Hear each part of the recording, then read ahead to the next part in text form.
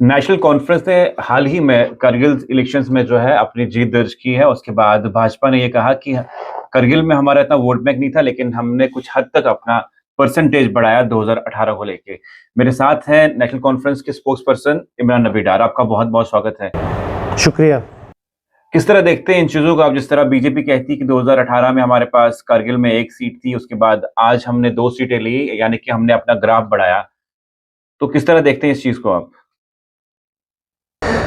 दिल को खुश करने के लिए गालिब ये ख्याल अच्छा है, बस यही एक शेर में उनको बोल सकता हूँ। और जो ज़मीनी हकायक है वो आपने भी देखा और पूरे कंट्री ने देखा कि जिस तरीके से यूनियन मिनिस्टर्स दिल्ली से आए वहाँ पर कैंपेन करने, और जो कोशिश की उन्होंने, जो उनके एमपी है वहाँ पर, जिस तरीके से ज़ंस्कार, शायद आपको ये मालूम होगा, ज़ंस्कार में पूरा बुद्धिस्ट डोमिनेटेड एरिया है, और बहुत लोगों को ये मालूम नहीं है कि नेशनल कॉन्फ्रेंस का एक कैंडिडेट जो जीत के आया वो बुद्धिस्ट भी है। जो हमारे ख़िलाफ़ एक नैरेटिव बनाया जा रहा था कि नेशनल कॉन्फ्रेंस पोलराइजेशन कर रही है, मुस्लिम वोट्स के पीछे है, उस पोलराइजेशन को डिफीट किया ज़ंस्कार ने, जहाँ पर आउट ऑफ 3 काउंसलर्स 2 में से जीत के आए, नेशनल कॉन्फ्रेंस और कांग्रेस के कैंडिडेट्स जीत के आए। तो ये क्या दिखाता है? ये दिखाता है कि नेशनल कॉन्फ्रेंस कभी बिलीव नहीं करती है रिलीजियस पॉलिटिक्स पे या पोलराइजेशन की पॉलिटिक्स पे।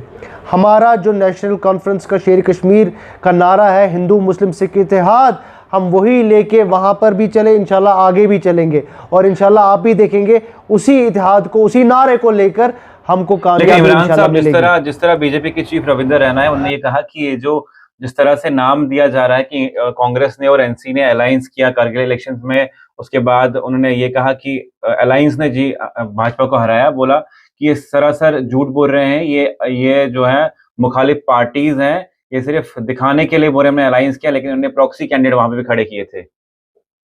देखिए, मैं उनका दर्द समझ सकता हूँ, रैना साहब का दर्द बिल्कुल समझ सकता हूँ, क्योंकि वो हारे हुए हैं, और जो हारा हुआ इंसान होता है, हारी हुई पार्टी होती है, वो दर्द में फिर बहुत चीज़ें बोलती हैं। तो इसका सीरियस नहीं लेना चाहिए जो वो बात, मतलब हम तो सीरियस नहीं ले रहे हैं। बाकी आप जो है आंकड़े उठा के देखिए ना, जो बीजेपी का वहाँ पर परफॉर्मेंस रहा वो सबसे डिसमल परफॉर्मेंस है।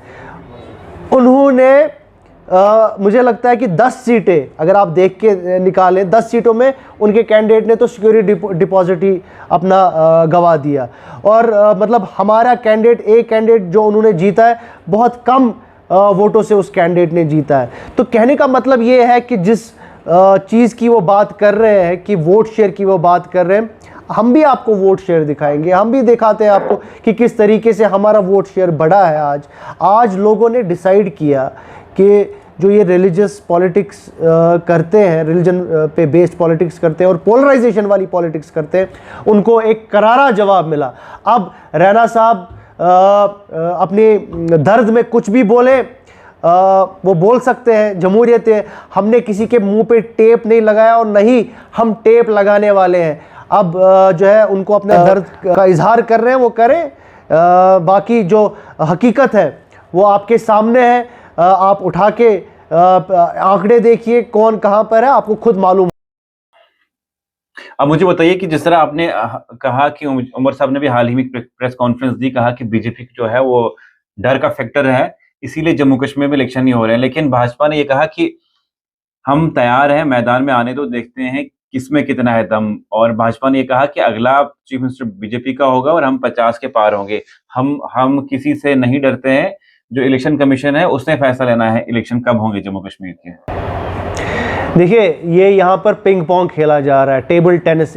कभी इलेक्शन कमीशन से बॉल जाती है बीजेपी के कोर्ट में, कभी बीजेपी कोर्ट से बॉल आती है इलेक्शन कमीशन में। तो वो बॉल जो है कश्मीरियों को, जम्मू कश्मीर के लोगों को बनाया जा रहा है। ये फैसला करें ना इस टाइम पे। आप मुझे बताइए, सेंटर में हुकूमत किसकी है? बीजेपी की हुकूमत है, चीफ इलेक्शन कमीशन उनके मातहत है। तो वो बैठे ना आपस में बैठ के। अभी जो अमित शाह के साथ मीटिंग हुई, जो JNK के बीजेपी के लीडर्स गए वहाँ पर, क्या उन्होंने वहाँ पे मीटिंग की? क्या यहाँ के लोगों को कोई हक नहीं बनता है कि ये जानने में कि उन्होंने क्या वहाँ पर अपनी लीडरशिप को बोला, क्या फीडबैक दिया गया? और मुझे पूरा यकीन है, मैं पूरे जो है आपको भरोसे से बोल सकता हूं कि उन्होंने परसों यहाँ की लीडरशिप गई और उन्हों को वहाँ पर बहुत ही ज़बरदस्त डांट फटकार पड़ी है। जो उनको बोला गया है कि जिस तरीके से उन्होंने शिकस्त खाई है करगिल में, वो बाकी इलेक्शंस में भी शिकस्त खाने वाले हैं। इसीलिए यहाँ पर आपके यूएलबी इलेक्शंस तक डेफर शायद अब हो रहे हैं, क्योंकि अभी यूएलबी इलेक्शन की बात हो रही है। आप पे भी तो ये एलिगेशन लगते हैं कि नेशनल कॉन्फ्रेंस जो है सिर्फ और सिर्फ अपोजिशन पॉलिटिकल पार्टीज का सहारा ले रहे हैं। यही हाल ही में एक सवाल हमने पूछा बीजेपी से, उन्होंने कहा कि अलायंस वो लोग करते हैं जिनको पता होता है कि हम अगर अकेले कॉन्टेस्ट करेंगे तो हार जाएंगे, इसलिए हमने अलायंस बनाएंगे तो कुछ न कुछ हमें भी हासिल हो जाएगा। उन्होंने कहा कि भाजपा हमेशा अकेली जमात है जो अकेले इन सब से लड़ रही है। नेशनल कॉन्फ्रेंस हो, कांग्रेस हो या कोई भी और जमात हो, ये चाहते हैं कि हम झुंड में आके इनको हराएं, लेकिन ऐसा पॉसिबिलिटी नहीं है। ये अलायंस वही लोग करते हैं जो हारे हुए लोग होते हैं। देखिए, ये सियासत में कोई आर्ग्यूमेंट ही नहीं है कि आप ये बात बोलते हैं कि आप अलायंस की सियासत करते हैं। आपने खुद अलायंस नहीं किया है, आपने बिहार में जेडीयू के साथ अलायंस नहीं किया था। फिर एनडीए क्या है? National democratic alliance. तो वाई, अगर बीजेपी को तकलीफ होती है अलायंस में, तो बीजेपी क्यों एनडीए का हिस्सा, क्यों वो एनडीए में है? वो छोड़ के चले जाए, हम फिर मानेंगे। देखिए, जब तक आप करें तो ठीक है, लेकिन कोई और करे तो आपको उसमें परेशानी है। ये जो डाइकॉटमी है बीजेपी की, ये मुझे समझ नहीं आती है कि वो जो भी करे मजा। आप देखिए, अभी बीसीसीआई, अभी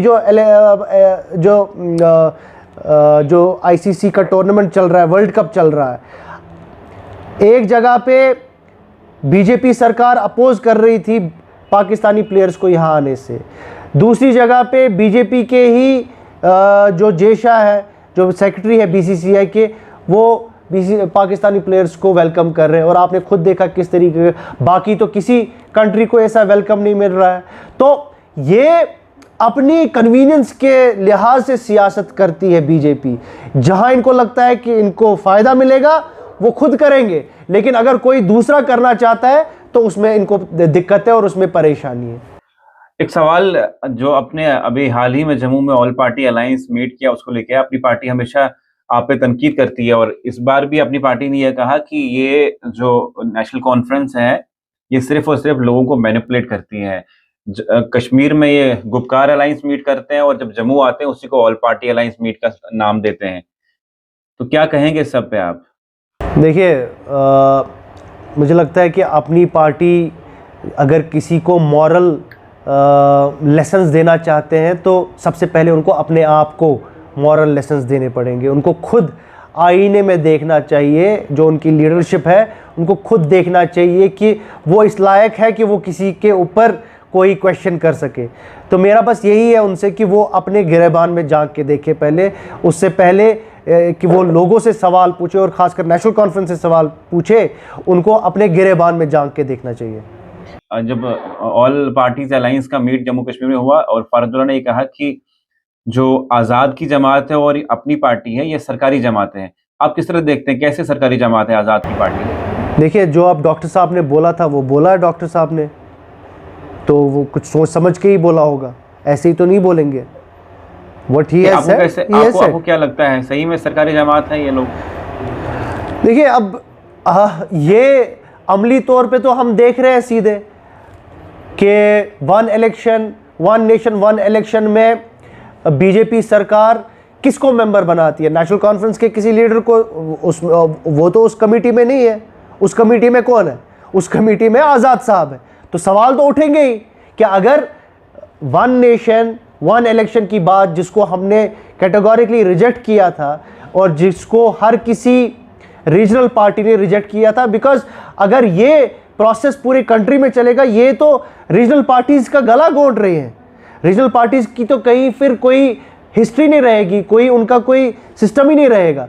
तो हमने इस पे अपना स्टैंड वाज़ेह किया था। अब आप देखिए कि उसमें कौन मेंबर बन रहा है, तो सवाल तो उठेंगे, और जमहूरियत में तो सवाल उठाना जायज़ है। तो हमने कौन सी गलत बात की? फारूक साहब ने तो बिल्कुल जो उनको लगा सही उनने बोला। वो चलिए अब आखिरी सवाल फ़लस्तीन और इज़राइल का जो वॉर चल रहा है उसको लेके है, क्योंकि हिंदुस्तान में इस वॉर को लेके जो है 2 ग्रुप बन चुके हैं। एक इज़राइल को सपोर्ट कर रहा है, एक फ़लस्तीन को सपोर्ट कर रहा है। आपकी क्या राय है, किसको सपोर्ट करते हैं आप? जो ये वॉर हो रहा है, देखिए पहले इज़राइल की तरफ है आप लोग या फ़लस्तीन की तरफ? मैं आपको करेक्ट करता हूं कि गवर्नमेंट ऑफ इंडिया ने परसों उनका एक ऑफिशियल रिलीज आया जिसमें गवर्नमेंट ऑफ इंडिया ने कैटेगोरिकली ये बात कही है कि they believe in 2 state solution. They believe कि पैलेस्टीन को हक है। गवर्नमेंट ऑफ इंडिया ने ये वाजे अपने पॉलिसी डॉक्यूमेंट में लिखा है, जो एक कंसिस्टेंट स्टैंड रहा है गवर्नमेंट ऑफ इंडिया का। ये अभी से नहीं है, ये पिछले कई सालों से है, जो बार बार रिपीट किया। अगर आपको याद होगा, चाहे कांग्रेस की सरकार हो या बीजेपी की सरकार, अगर आप वाजपेयी साहब की स्टेटमेंट सुनेंगे इजराइल पैलेस्टीन वॉर को लेकर, उन्होंने कैटेगोरिकली बोला है कि पैलेस्टीन के साथ जो हो रहा है वो ज्यादती हो रही है।